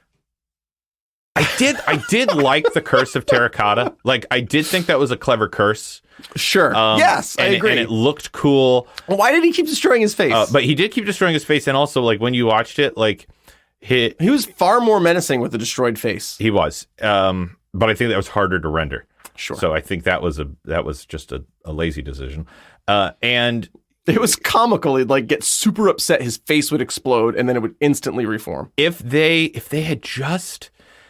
were willing to put in that extra work, I would have loved it. Is like every time you moved, like every joint shattered. You know? Yeah. Because sometimes the terracotta was very malleable. Yes. And other times it was like you're saying, stiff and would shatter under the... Some of them had been fired and some of them hadn't. Yes. Some of them were bisque. Yeah. You're saying some were bisque. Yes. And some were fired. Yes. Okay. I've lost many bisqueware pieces in the past, but I did like that curse. That was one of my favorite parts of the movie. Yeah, it was like a the fun idea concept. of that curse. I agree. Yeah, it was a fun concept. Everything else, not so much. I have 2 more questions. So Great. It's up to you. How did Imhotep get his powers and immortality back in The Mummy Returns? Shouldn't he have needed to have been cursed again once he was made mortal? We talked about this a little bit. So, longtime listeners, I mean, you weigh in on this as well. My posit is that they should have had to put him through the Hamdai again before he could get his immortal soul back. Sure. I might even be changing your reasoning. My reasoning. Okay. So now you have 3 choices, or to completely disagree with us. My original answer to Shades when he deposited this to me was that the way that Rick and Evie and Jonathan dispatched him in the first movie was they removed his soul, brought it to the afterlife so they could kill... That was his immortal soul, which was keeping him going. So they could kill his body and kill him for good. Right? It had nothing to do with... stomach. Had nothing to do with removing the curse. Sure. Right? So I'll amend that a little bit and say... But wouldn't you imagine that the curse was over once they defeated him? Because that's what I'm going to amend. Okay. I'm going to say, because this is Egypt... And according to ancient Egypt beliefs, I'm going to say that his body was not cursed, his soul was cursed. His soul was the cursed entity. And so bringing the soul back, they're one and the same now. That curse cannot come off that soul. So bringing the soul, that's my final answer. Okay. Resing the soul brings back the curse as well. So how did he get his powers back in the second movie? Well, they used the book of the dead to bring his soul back from the afterlife and deposit it back into his body, if I'm remembering that correctly. Okay. I'm pretty sure that's what happened. I don't like that answer, but I'll accept it. Long-time listeners weigh in, though, because that's a big one. It is. That's a big one. Go shadesandsketch@gmail.com. Yeah. How did Imhotep get his powers back in the second movie? And if the whole point was to... Follow-up question. If the whole point was to give him back his immortal soul so he could fight the Scorpion King evenly, a fair fight, and kill him, shouldn't they have known that the minute he stepped through the temple, he loses it? He does lose it. And then he's just a regular guy fighting the Scorpion King. Yep. It's bad storytelling. They seemed surprised because Anubis wants me to fight the Scorpion King as immortal. Which I guess brings up the big question: the Egyptian gods are still alive and well, or is that a curse that Anubis placed on the? Is it a Kevin McAllister style trap? It could be that Anubis just placed this curse that anyone who comes in is mortal because he doesn't want anyone. I love it. Maybe I love it. It's a Home Alone-esque paint can swinging from a banister. Yeah, I love it because it does. I forgot it strips him of his powers walking in. Yeah, and I don't like the answer, but I'll accept it. Yeah, because originally what I was going to think was if Imhotep was the one that put his hand in, it wouldn't have eaten his hand. Right, it would have because that curse took away everything. Yeah, that's a doozy. I think Anubis didn't know exactly what he was doing. Anubis was a dick. He was a bit of a dick, but. He had a cool pyramid. He had a very cool pyramid. I love that Jonathan got the big gem at the top. Diamond on the top of it. That's pretty sweet. Good for Jonathan. Good for him. Jonathan always comes out okay. He does. And ahead. I'd say in 3. Well, he sold the Imhoteps and moved to Peru. And if I didn't know the foreshadowing of what was going to happen in Peru, I would say, he came out ahead. But Poor Jonathan. Peruvian mummies. Do you have another big Q? After everything that he's experienced with the supernatural, how is Rick so skeptical that the magic blade can kill the dragon emperor? He's such a dick to the witch's daughter. Really is. You really think that little dagger is going to take out? Yeah, it's magical. Yeah, okay, lady. Right. Well, It made me think. It literally made me think. Wait, I've fought and dispatched 2 mummies. Yes, and same mummy twice doesn't count. And that was because at first when he said that line, I was like, oh shit, you have literally lived this. Well, my first reaction was, wait, was this movie depositing that Evie's books were just that? They were just stories, and that this didn't happen, and that Rick is skeptical. But no, but then there's that line where he says, "I've dispatched 2 mummies." Same movie, and I was like, oh shit, no, it isn't. It isn't saying that. It's just bad storytelling. Yeah. Yeah. I don't. My answer is bad storytelling. Yeah, there's no good answer for that one. Okay, I have another big Q. Okay, there's a lot of BQs. This one's kind of. Did Universal think they had a good movie on their hands with Dragon Emperor after Oded Fehr and Rachel Weisz both dropped out over how bad it was? I don't think. I think they knew it wasn't. I mean, do you remember the marketing for that? It was not as big as 1 or 2. But it still made over $400 million. And I honestly think it was because it was targeting at a foreign market, and that's why I call that a rant. Is because I have nothing against Chinese movies, but they're not made for me, an American audience. Sure. And so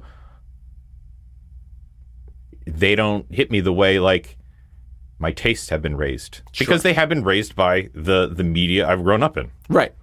And so by trying to please multiple markets, they please nobody. They please nobody fully. Sure. So it's a real bummer. So I think Universal had to know that our American audiences are not going to eat this up, but hope we're gonna hang our hat on the Chinese audience. Okay. We're gonna hope that that's where we make our money. And it sounds like they did. Sounds like it. Do you have another big At Q? the expense. And my last big Q is how bad you need to be at drawing and quartering that you only pull off a dude's arm. That's a General what's his name? Yes. Is drawed and quartered by the Dragon Emperor and killed to death that way. Yes. When you draw and quarter somebody, 4 horses go in 4 opposite directions and pull you apart. Yes. And I don't understand how he came back to lead the army. So I think because he was buried in the wall. All of the generals, and all of the emperor's enemies were. But why did he have his arms? Oh, that's what I'm saying. He was missing one arm. Right. Everything else was there. which means three horses went in one direction and one horse went in the opposite direction. Right. That's bad. That's bad quartering. What do they call that?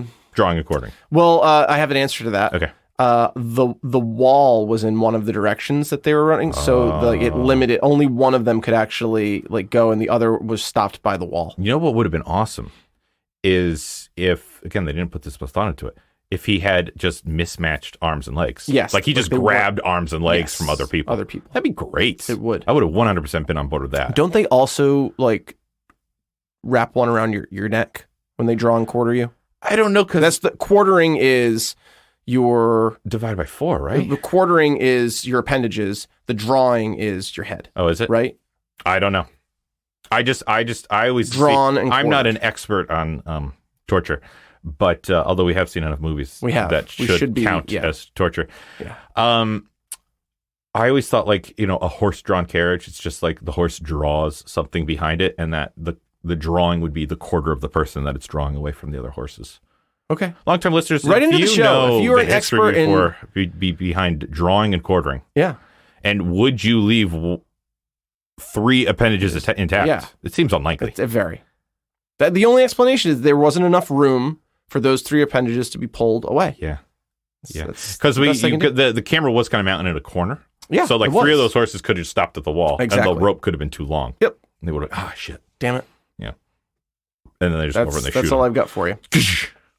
I'm kind of proud of this one, too. With a magic revolver. One last big Q. Okay. One last BQ to end all BQs. Okay. What is the hieroglyphic for B and Q? I'm trying to remember. Q is a quail.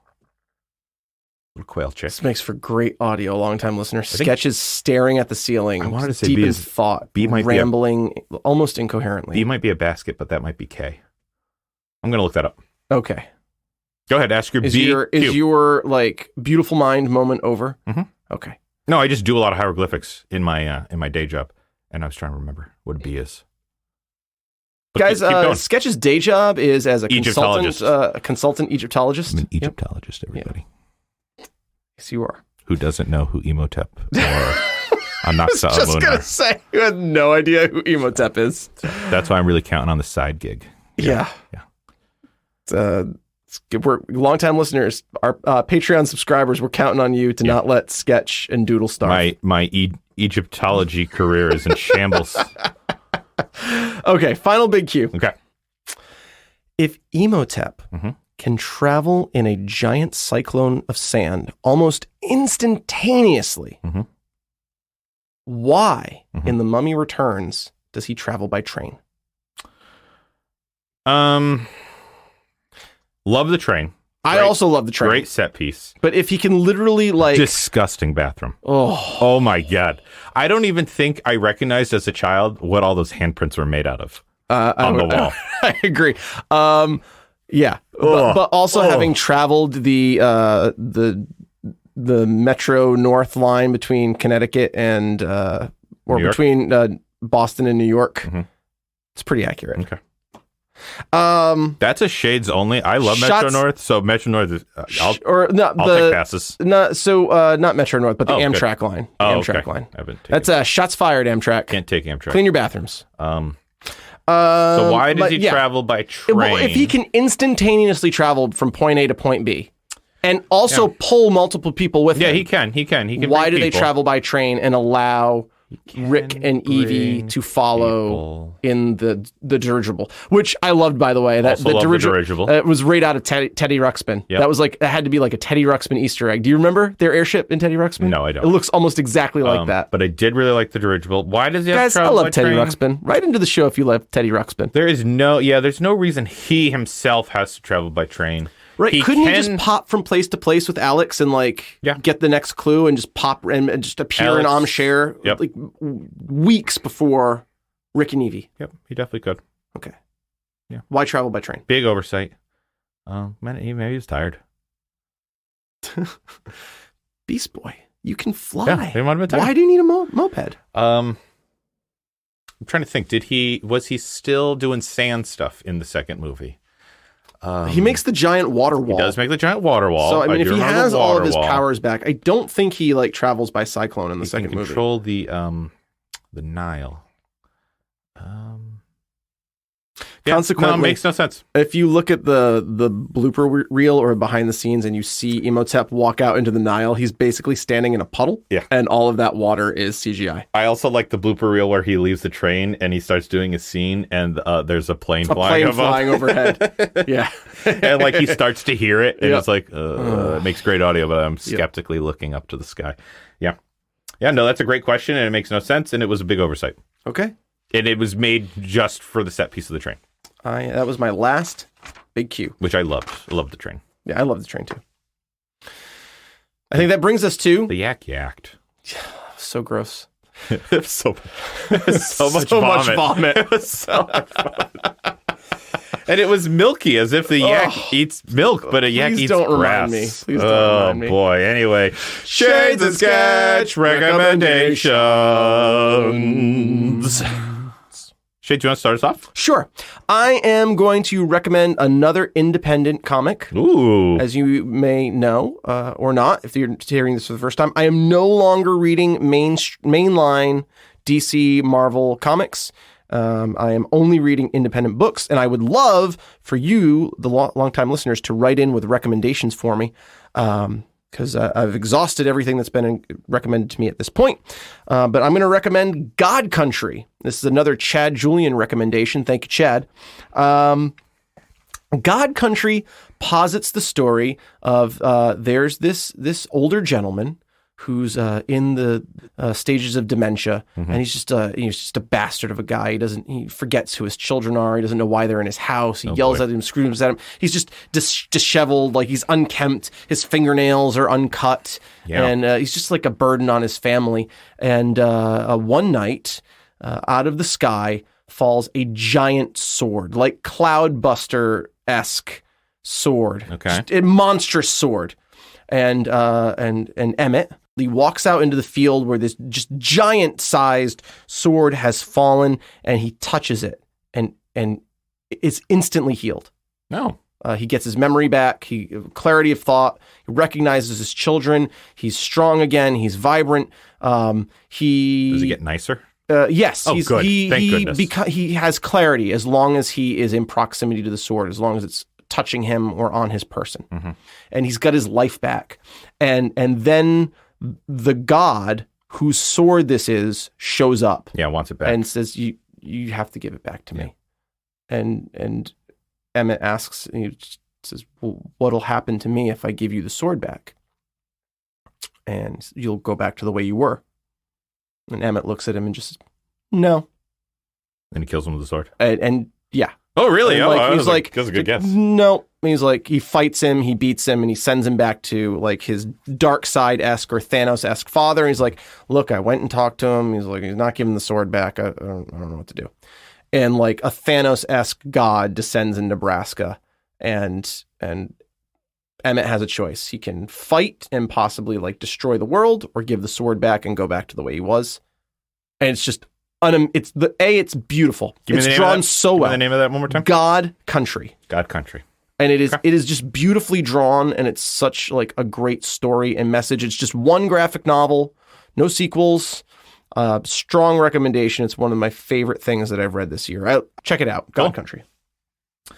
For my mummy recommendation, I am going to recommend visiting the Temple of Dendur. Is that at the Met? That is the Egyptian temple at the Met. So if you cannot make your way to Egypt, which I have not made my way to Egypt yet, my wife really wants to go someday. I would like to go. Bucket list item, perhaps.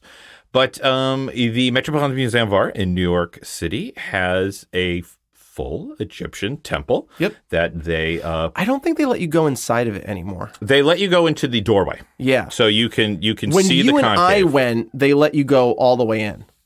Well, there's also a tomb there that you can travel through. I forget the tomb name. It's separate from the temple. But anyway, I digress. The Egyptian collection at the Met it's fantastic, absolutely fantastic. Definitely the crown jewel of the collection is the temple, and just the area of the Met is beautiful. It is. It's like the entire east wing of the Met, and it really gives you the size and the scope. Yes. Of Egyptian buildings, because this building was taken apart brick by brick and put back together in the exact same order. So it has been reconstructed faithfully here in the United States. And, New York's not out of your way. Like, you can do other things in New York, too. So while you're in New York, for whatever you're there to do, I would check out the Met, check out the Egypt wing. And if the only thing you go do is check out the Temple of Dendur. It's like my favorite place. It's beautiful. To like veg out in the Met, too. Like, yeah. Because I spend a long day in the Met. And sometimes you just need to sit and like give your old dogs just a second to just like catch the breath. It's a good place to sit and daydream. Yep. And if you're trying to visualize this, if you've ever seen When Harry Met Sally, there's a great segment of the movie that takes place at the temple. Oh, does it really? Yeah. And Harry constructs a story about the hieroglyphs. He's like, I think this is a story about a guy named this, and it's ridiculous. One of the other things I like about the Temple of Dendur is all the graffiti on it. And, yes, and it's ancient graffiti. Yes, it's graffiti from throughout the ages, which is just really neat to see. And all of it just says like, I was here. Yeah. Oh, yeah. Nothing profound. Laura loves Stan. Yeah, like it's like. It's what you'd expect. Imhotep loves the knocks on the moon. Yeah. From kids riding on trees. Yes. And it's ancient. It's ancient in an Egyptian temple that has been transplanted into New York. And then behind the Met is Cleopatra's Needle. Yes. The giant obelisk. Which was recently restored, correct? I think it was. Yeah. So there you go. A really good Egyptian collection in the United States. So if you can't make it to Egypt like I haven't yet, you can at least fit that into your itinerary. Whistle up a Yeti. Have them bring you there on its back. That's my Yeti call. That was so dumb. Oh, fucking Yetis. That was the dumbest thing in the entire trilogy, I think. Yeah, I'm with you. God, why'd you have to end it on Yetis? There are like so many better things what I do. to end it on. It's my superpower. Guys, if you are a fan of the show, kindly leave us a rating and review on your platform of choice. And I am just dumbfounded with all of the players that are out there and where people are listening to us these days. I'm not going to name them all, but yeah. Whatever works for you, if you could leave us a rating and review. And please subscribe. It really does make the difference in raising the profile of an independent show like ours. I know the new trendy thing is not having to subscribe to podcasts.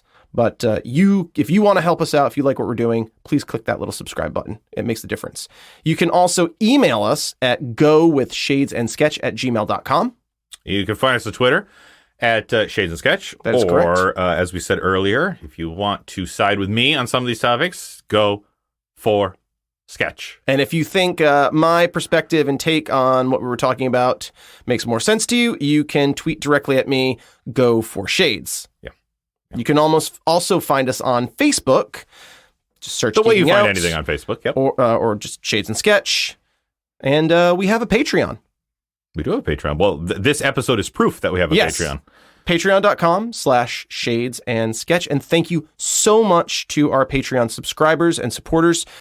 Our goal is simply to make the production of this show cost neutral. Yep. And to support me once my Egyptology career falls out. Yeah. It's on the rapid decline. It's on the rocks. Yeah. Yeah.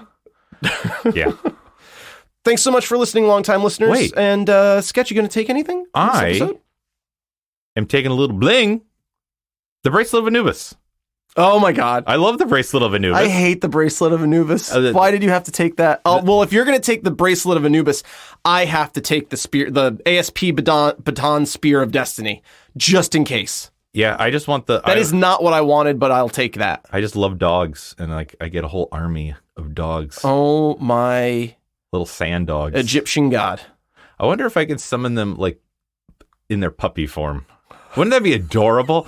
Like the pygmies. Oh, the bodies fucking yetis of toddlers. And fucking pygmies. I had no problem with the pygmies. I didn't. First time I saw them, I thought they were silly, and then the second time I saw them, I was like, oh, they're still pretty scary. Did not like the pygmies. Reminded they me were a terrifying. lot of the raptor scene in Lost World.